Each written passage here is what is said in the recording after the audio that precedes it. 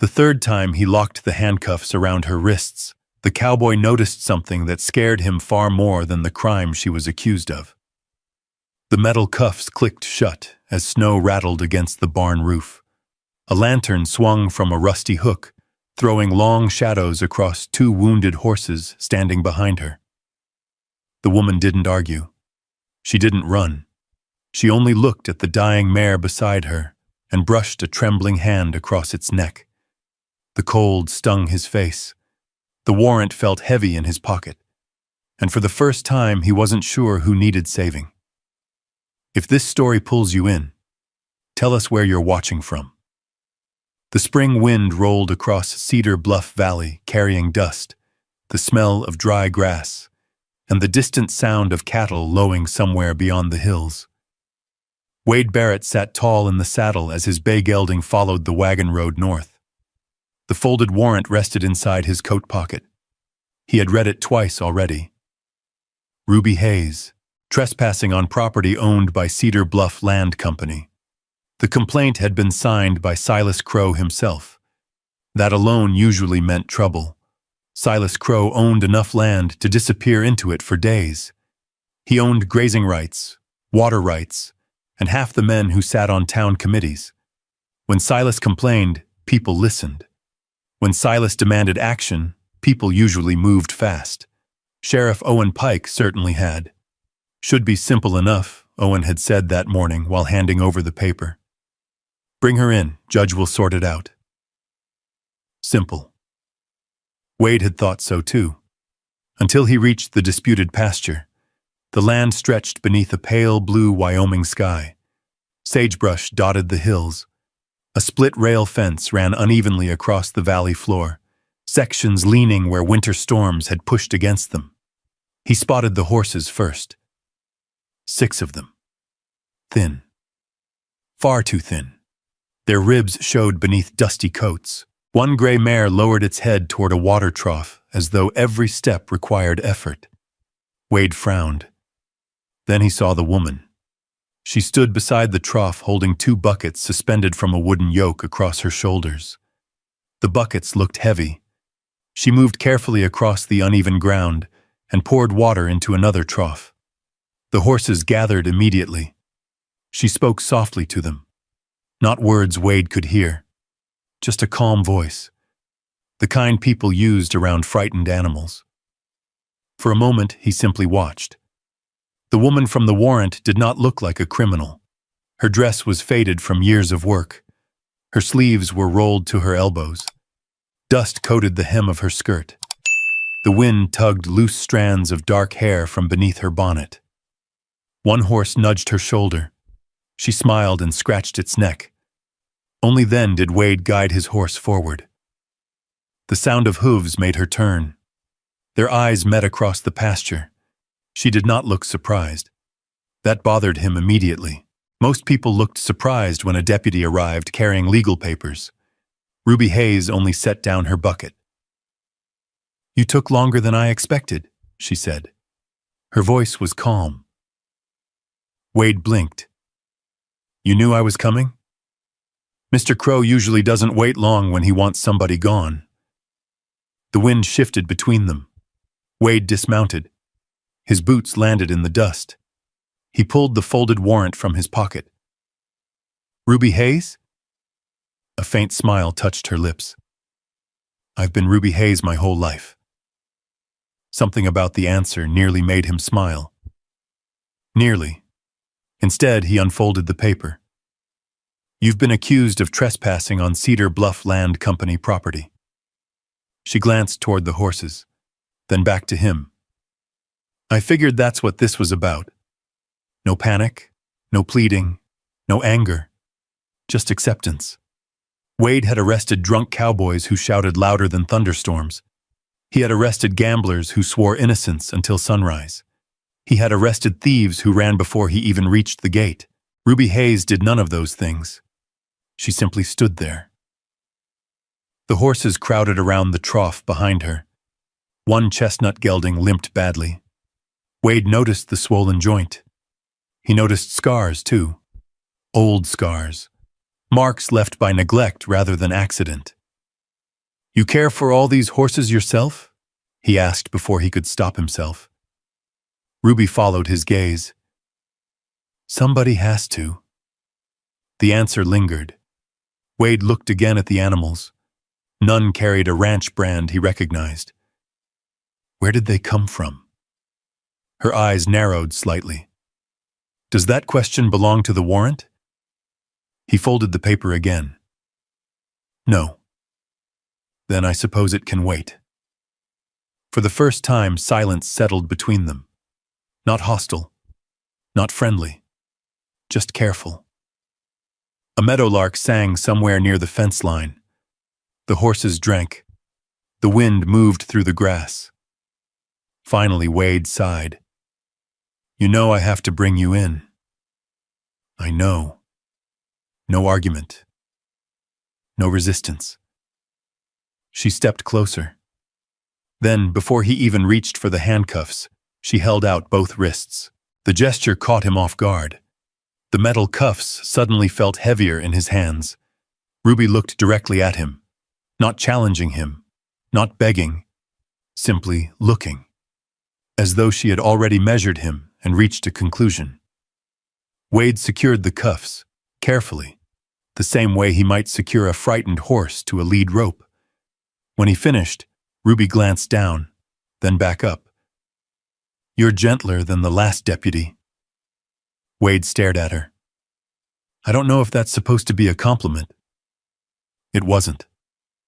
For a second, he almost laughed. Instead, he escorted her toward his horse. The ride into Cedar Bluff took nearly an hour. Neither spoke much. The courthouse sat beside the general store and the feed supplier at the center of town. People watched as they arrived. People always watched. Ruby climbed down without assistance, without complaint, without embarrassment. Wade escorted her inside. Judge Milton Reeves reviewed the complaint. Silas Crow's representative made his argument. Ruby listened quietly.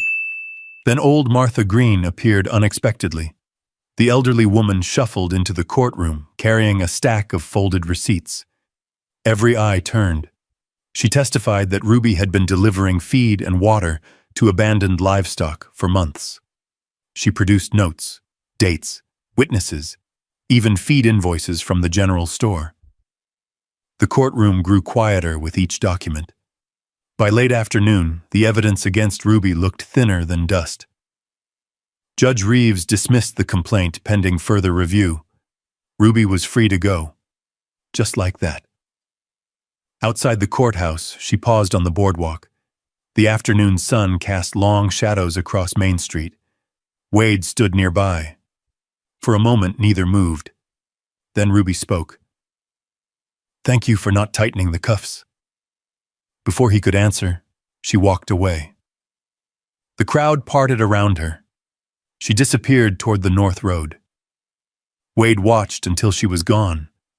Something about the entire day sat wrong with him. The warrant, the horses, the receipts, the complete absence of fear. 3 days later, he found himself riding back toward the disputed pasture. Officially, he was following up on the case. Unofficially, he wanted answers. The horses were gone. The pasture stood empty. Only old Martha Green remained, sitting on an overturned barrel near the fence. The old woman squinted at him. You looking for Ruby? Wade nodded. Maybe. Martha chuckled. You sound just like every fool who starts by saying maybe. Wade ignored that. The horses. Where did they come from? Martha's smile faded. She pointed toward the distant hills. Those animals belonged to families that lost their land. Wade frowned. What families? Families, Mr. Crow pushed out. The answer landed harder than expected. Martha continued. When folks leave, they can't always take everything. Ruby gathers what's left behind. Wade stared across the valley. The thin horses suddenly looked different in his memory. Not stolen. Abandoned. Forgotten. Just like the people who once owned them. The wind moved through the sagebrush again. And for the first time since joining the department, Wade Barrett felt a crack appear in something he had always believed. Maybe the paperwork wasn't telling the whole story. Maybe the woman he had arrested wasn't the problem. 3 months later, summer settled over Cedar Bluff. The courthouse windows stood open against the heat. Wade entered Sheriff Owen Pike's office. A fresh warrant waited on the desk. The name at the top stopped him cold. Ruby Hayes, again. This time the charge was different, but the woman was the same, and something told him this arrest would not be like the first. The warrant sat on Wade Barrett's desk for 2 days before he wrote out. Summer had settled over Cedar Bluff. Heat shimmered above the road. Dust clung to boots, wagon wheels, and every fence post between town and the valley. The complaint claimed Ruby Hayes had cut sections of Cedar Bluff Land Company's fencing and released cattle onto open range. Silas Crow's signature appeared at the bottom. Again. When Wade arrived, he found the broken fence. But he also found something else. 3 ranch hands stood near a holding pen. One carried a stock whip loosely at his side. Inside the enclosure, several cattle crowded against the rails. A young horse stood among them. Fresh welts crossed its flank. Ruby was kneeling beside the animal. A bucket of water sat nearby. The horse's ears flicked toward her voice. She was speaking softly. One of the ranch hands noticed Wade first. "Deputy," he called. "Caught her right where she don't belong." Ruby looked up, no surprise, no anger, just those same steady eyes. Wade climbed down from his horse. The damaged fence stood 30 yards away. He walked toward it. The posts were old. The wood had rotted near the base. One section had collapsed completely. He crouched and touched the splintered grain. This hadn't been cut. It had fallen. The ranch hand shifted uneasily. The cattle got loose because of her. Wade stood. Did they? Nobody answered. His gaze moved back to the horse. The marks on its side told their own story. Ruby rose slowly. "You're here to arrest me." It wasn't a question. Wade removed the warrant. "I am." The horse nudged Ruby's shoulder. For a moment she rested a hand against its neck. Then she stepped forward and offered her wrists, just like before. The ride into town felt longer this time. At the courthouse, Judge Milton Reeves listened to testimony. Silas Crow's foreman spoke first. Then Wade spoke, carefully, fact by fact. He described the condition of the fence, the condition of the livestock. Nothing more. Nothing less. The fine was reduced before the afternoon ended. When Ruby exited the courthouse, she paused beside him on the boardwalk. A freight wagon rattled past. Somewhere down the street, a blacksmith hammered iron. "You told the truth," she said. Wade looked toward Main Street. "I reported what I saw." A faint smile touched her face. "Same thing most days." Then she walked away. The words stayed with him. Weeks passed.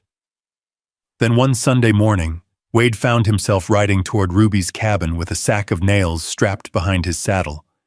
He told himself the fence needed repair. The excuse sounded thinner every mile. The cabin sat beneath a cottonwood tree near a narrow creek. Ruby was repairing a gate when he arrived. She looked at the nails, then at him. "That fence must really concern you." Wade cleared his throat. Looked like it needed fixing. Together they worked through the afternoon, mostly in silence, the comfortable kind.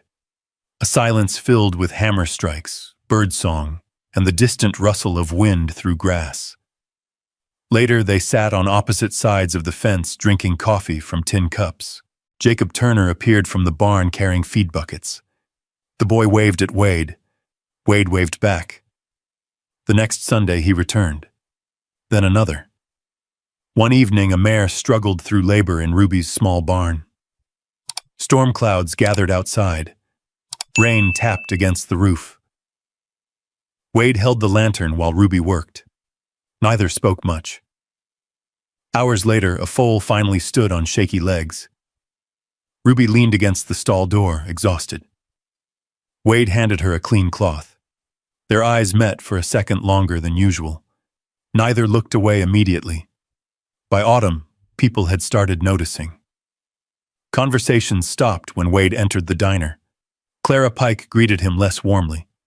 Whispers followed him down Main Street. One afternoon, Sheriff Owen Pike closed his office door. "You know what folks are saying?" Wade stared through the window toward the street. "I've heard enough of it." Owen folded his arms. "Be careful." The warning lingered in the room. A week later, another document landed on Wade's desk. He looked down. The name at the top tightened something in his chest. Ruby Hayes. Again. Sheriff Owen watched him quietly. Then he said the words Wade would remember for a long time. "Next time she's arrested, you won't be able to stand in the middle." Outside the office window, the first snow clouds of winter were gathering beyond the mountains. Wade carried those words with him for nearly 2 weeks. Then the third warrant arrived. The paper looked heavier than the others. 2 registered breeding horses. Property of Cedar Bluff Land Company. Estimated value, $400. Requested sentence upon conviction, 5 years. Signed by Silas Crow. Wade read it twice, then a third time. By sunset, he was riding north toward the foothills above Red Creek. Fresh snow dusted the ridges. The air smelled of pine and cold stone. His horse's breath drifted white in front of him. A ranch hand had reported seeing Ruby near an abandoned logging shelter high in the hills. The trail narrowed as darkness settled over the mountains. Finally, he spotted a faint lantern glow. The shelter sat alone against a wall of granite. One shutter hung loose. Smoke drifted from a crooked stovepipe. Wade dismounted quietly. The door stood partly open. Inside, he found Ruby. She was sitting on a bale of old hay. 2 horses occupied the shelter. Both were thin. One chestnut mare trembled with exhaustion. The larger bay gelding had scars across its flank. A bucket of water sat nearby. So did a sack of feed. Ruby looked up when Wade entered. Neither spoke at first. The silence felt different now. Longer. More painful. Then Wade noticed her face. Her eyes were red. Not from the cold. From tears. It stopped him cold. In all the months he had known her, he had never seen that. Ruby rested a hand against the neck of the mare. "The chestnut won't last much longer," she said softly. "The fever started yesterday." Wade stepped closer. The horse lifted its head weakly. "You took them from Crow's ranch?" Ruby nodded. They were going to abandon them. The words came out tired. Not defensive, not angry, just tired. "The bay collapsed 3 times this week." She swallowed. The mare couldn't carry a rider anymore. Snow tapped softly against the roof. Wade stood there holding the warrant. The paper suddenly felt ridiculous. A piece of ink and law in a room filled with living things struggling to survive. "I have to bring you in," he said. Ruby closed her eyes briefly. "I know." The answer hurt more than an argument would have. For a long moment neither moved. The lantern flickered. Wind pushed against the walls. Somewhere outside a loose board creaked.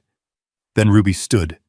She pulled on her coat, buttoned it carefully, adjusted one loose sleeve, small motions. The motions of someone preparing herself.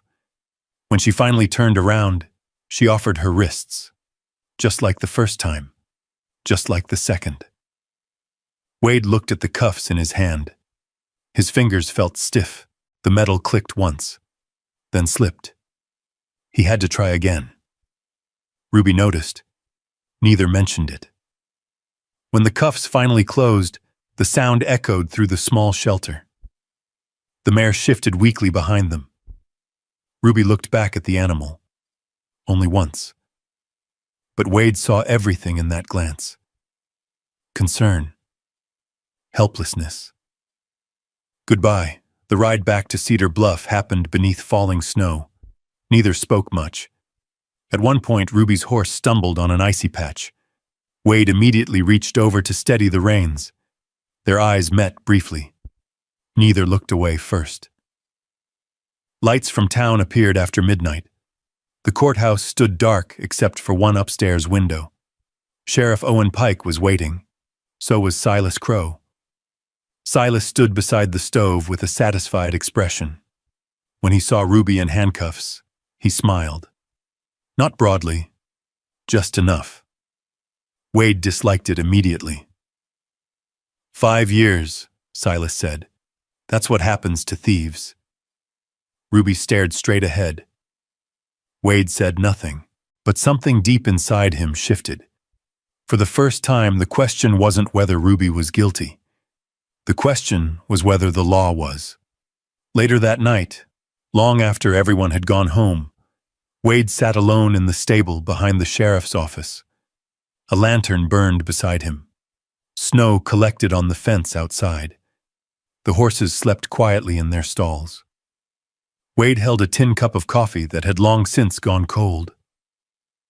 He thought about the first arrest, the second, the Sundays by the fence, the foal born during the storm, the way Ruby always offered her wrists before he asked, and the way she had looked at that dying mare. For the first time in his life, the truth arrived without asking permission. He wasn't afraid of losing his badge. He wasn't afraid of losing his reputation. He wasn't even afraid of Silas Crow. He was afraid of losing Ruby Hayes. And for the first time, that fear mattered more than anything else. Outside, snow continued to fall across Cedar Bluff. Inside the jail, Ruby waited for trial. And Wade Barrett knew that whatever happened next would change both their lives forever. 3 days later, Cedar Bluff woke to a rumor that traveled faster than any stagecoach. Wade Barrett was selling his horses. Not one or two, almost all of them. Men gathered outside Miller's livestock yard on a bitter cold morning to watch. Snow lined the edges of the road. Breath drifted from horses and people alike. Wade stood beside the corral with a folded bill of sale in his hand. The bay mare he'd raised from a colt was sold before noon. The roan gelding went next. By sunset, only one horse remained, the one he rode every day. The money was enough, barely. When he carried the payment receipt into Judge Milton Reeves's office the following morning, the judge stared at him for a long moment. "You understand what you're doing?" Wade placed the receipt on the desk. "Yes, sir." The judge looked down at the amount, then back up. Most men don't spend everything they own on a woman accused of stealing horses. Wade's jaw tightened. Most men haven't met Ruby Hayes. The judge said nothing after that. Ruby was released before sundown. When she stepped out of the courthouse, Wade was waiting near the hitching rail. Neither spoke immediately. The winter wind moved through Main Street. A newspaper page rolled across the dirt road. Ruby glanced toward him. "You sold them." It wasn't a question. Wade nodded once. "You shouldn't have." "Maybe." She looked away first. For the first time since he had known her, she seemed unsure what to say. That silence stayed between them all the way to her cabin. A week passed. Then another. Snow continued to cover the valley. One evening, Wade arrived carrying a lantern and a small leather notebook. Ruby recognized it immediately. Her expression changed. Not dramatically, just enough. "Where did you get that?" "Old Martha." Ruby took the notebook carefully, as though it might break. My husband owned one exactly like this. Wade sat across from her at the kitchen table. The room smelled faintly of coffee and wood smoke. A kettle simmered quietly on the stove. Outside, the wind pushed snow against the windows. Ruby opened the notebook. Several pages had been removed years earlier, but one folded paper remained. A rough map. Nothing more. A hand-drawn ridge. A creek. A mark beside the words, Red Canyon. For a long moment, Ruby stared at it. Then she spoke. My husband worked for Cedar Bluff Land Company. Wade looked up. You never told me that. I never trusted anyone enough. The answer carried no accusation, only truth. Ruby folded the paper carefully. He kept records. Wade frowned. What kind of records? The kind men like Silas Crow don't want anyone finding. The fire crackled softly. Ruby stared into the flames. He was an accountant, quiet man, honest. He started noticing numbers that didn't match. Wade listened. He found land transfers, missing deeds, families forced off property they legally owned. The room seemed smaller suddenly. He copied everything. And hid it? Ruby nodded. Before he died. Wade leaned forward. You know where? Ruby unfolded the map. Maybe. 3 days later, they rode toward Red Canyon. The trail wound through narrow passes and frozen streams. Snow still covered much of the higher ground. The canyon itself rose from the landscape like a scar cut through red stone. By midday, they reached the place marked on the map. A dry waterfall. Nothing more, at least at first. Then Wade noticed a narrow opening behind the rock face. Together, they squeezed through. The space beyond was barely large enough to stand. Ruby lifted the lantern. Dust covered everything. And there, hidden inside an old metal lockbox, sat a stack of ledgers. Dozens of them. The evidence her husband had died protecting. For several seconds, neither moved. Then Wade opened the first ledger. Page after page. Names, dates, property transfers, signatures, payments. Enough information to destroy powerful men. Ruby's hands trembled slightly as she touched the cover. My husband was telling the truth. Wade looked at her. I never doubted that. The moment lasted only a second. A sound echoed from outside. Hoofbeats. Several of them. Both froze.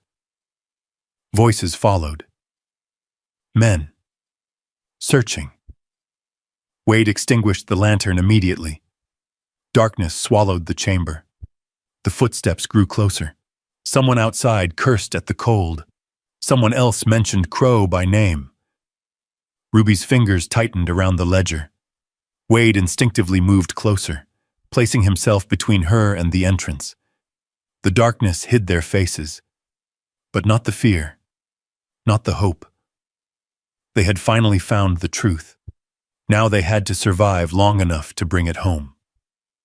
Hours later, after the riders finally moved on, Wade and Ruby emerged beneath a sky filled with stars. The ledgers were safely wrapped inside a canvas sack. They rode in silence for a while. Then Ruby spoke quietly. There's something else. Wade turned toward her. What? The man who ordered the original records destroyed. She looked ahead toward the dark valley. I always thought it was Silas. A long pause followed. Then she said the name. Owen Pike. The words hit harder than the winter wind. Wade felt the reins tighten in his hands. Sheriff Owen Pike. His mentor. His friend. The man who taught him the job. Ahead of them, Cedar Bluff's distant lights flickered against the darkness. And for the first time, Wade realized the most dangerous man in this story might not be Silas Crow at all. The ride back to town felt longer than any ride he could remember. The canvas sack holding the ledgers rested behind his saddle. Ruby rode beside him without speaking. The cold air carried the scent of snow and pine. Every few minutes Wade glanced toward the sack, not because he feared losing it, because he understood what it contained. The truth. And the truth had a way of making powerful men desperate. By sunrise they reached Cedar Bluff. Smoke curled from chimneys across town. Storekeepers swept snow from their boardwalks. Wagons creaked through Main Street. Everything looked ordinary. It wasn't. Wade took the ledgers directly to Nate Holloway. The young lawyer spent hours reviewing every page. By afternoon, his office table had disappeared beneath documents. Land transfers, forged signatures, false tax claims, payments hidden through shell accounts. When Nate finally looked up, his face had gone pale. "This is enough." Wade nodded. "Enough for what?" "To bring down half the county." Word spread quickly.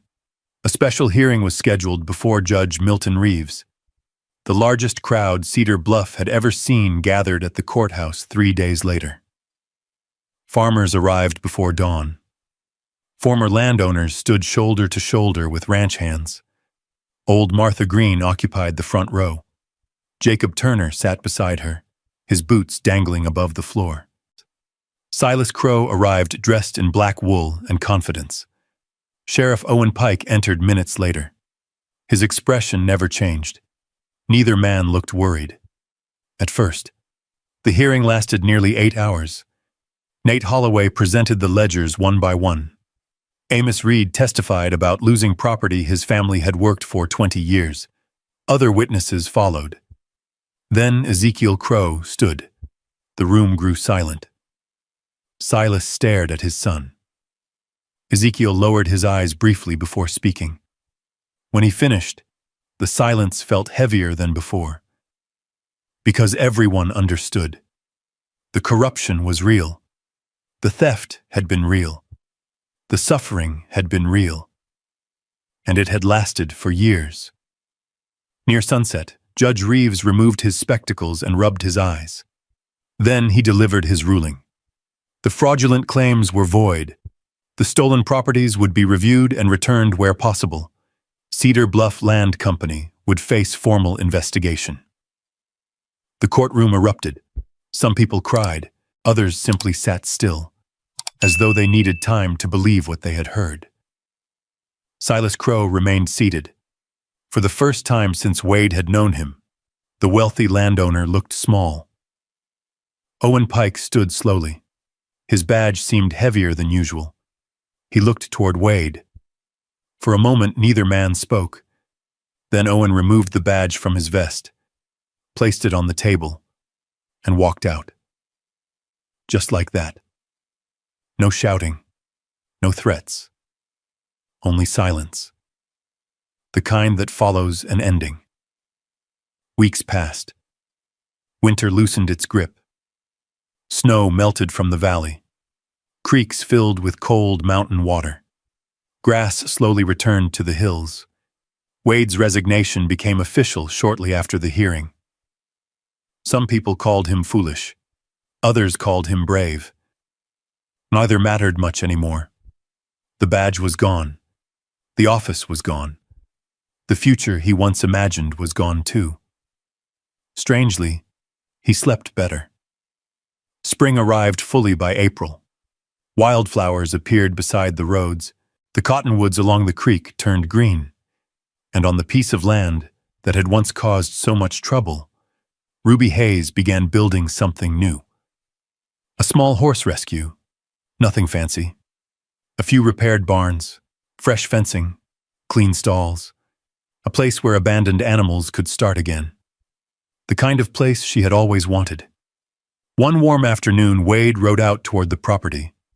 The same road, the same valley, the same stretch of fence where he had first seen her carrying water buckets months ago. His horse moved slowly, not from age, from nerves. Wade Barrett had faced armed cattle thieves. He had testified against powerful men. He had given up everything he owned. Yet his hands felt less steady now than on any of those days. The small velvet box rested inside his coat pocket. His mother's ring. The last valuable thing he had never sold. Ruby was repairing a gate when she spotted him. She straightened. The spring breeze tugged at her sleeves. Neither moved for a moment. Then Wade dismounted. No warrant. No handcuffs. No paperwork. Just him. Ruby glanced toward his empty hands, then back to his face. A smile appeared. Slowly. You've been down this road before. Wade laughed softly. 3 times. She leaned against the fence post, and every one of them brought trouble. That's true. For a second, neither spoke. The horses grazed peacefully behind her. One of the mares lifted its head and trotted across the pasture. Healthy now, strong, alive. Ruby noticed Wade reach into his coat. Her expression changed slightly. Not surprise, recognition. Wade opened the small box. The gold ring caught the afternoon sunlight. For once, the cowboy who always seemed to know what to say found himself searching for words. Finally, he looked at her. Really looked. The woman who had changed everything. The woman he had arrested 3 times. The woman who had taught him the difference between rules and right. Ruby. His voice was quiet. The first 3 times I came here, I took something from you. Her eyes never left his. Wade swallowed. Your freedom. Your peace, your trust. The valley seemed to grow still around them. Then he smiled. This time I was hoping to bring something better. Ruby glanced at the ring, then at him. The silence stretched. Not uncomfortable, just important. Finally, she laughed softly, a sound he hadn't heard often enough. You know, she said, most men try flowers before handcuffs. Wade laughed too. The tension broke. The sunlight warmed the pasture. Far beyond the fence, horses ran through the spring grass. Ruby stepped closer. Then she placed her hand over his, the one holding the ring. No speech, no grand declaration. None was needed, because both of them already knew. The 4th time Wade Barrett rode down that road, he didn't come as a deputy. He didn't come as a lawman. He came as a man who had finally found where he belonged. And this time, Ruby Hayes didn't offer him her wrists. She offered him her hand. The same valley that had witnessed 3 arrests now witnessed something else. A beginning. And maybe that's why this story stays with us. Not because a deputy fell in love with a woman he once arrested. Not because corrupt men were finally exposed. But because 2 people who had every reason to stop trusting the world chose not to. Imagine standing where Wade stood. Imagine being asked to choose between your reputation and what you knew in your heart was right.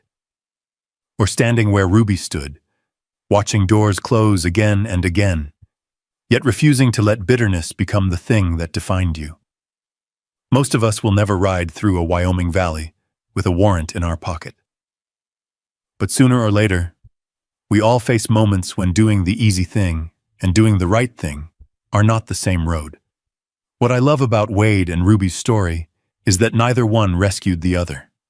They simply gave each other something rare, a reason to keep believing. And sometimes that's enough to change the course of a life. Maybe the real gift of a second chance isn't getting your old life back. Maybe it's discovering the courage to build a better one. I'd love to know your thoughts. At what moment do you think Wade truly fell in love with Ruby? And if stories like this remind you that kindness, loyalty, and hope still matter, I hope you'll join us again. There are many more unforgettable journeys waiting just beyond the next trail, and I'd be honored to share them with you.